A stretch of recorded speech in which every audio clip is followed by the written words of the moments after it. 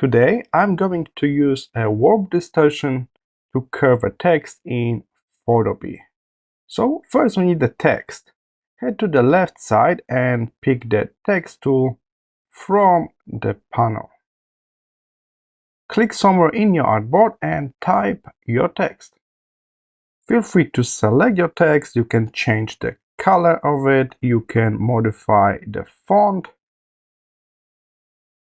and the size.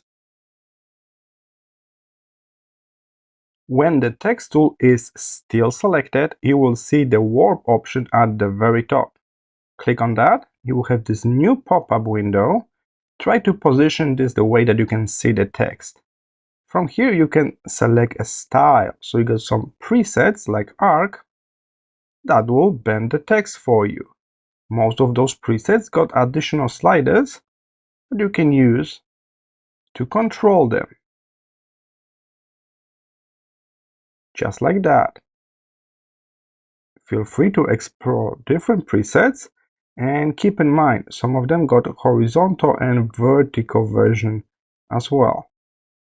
Alright, so that's the way, that's how you can apply warp on your text directly in Photopea.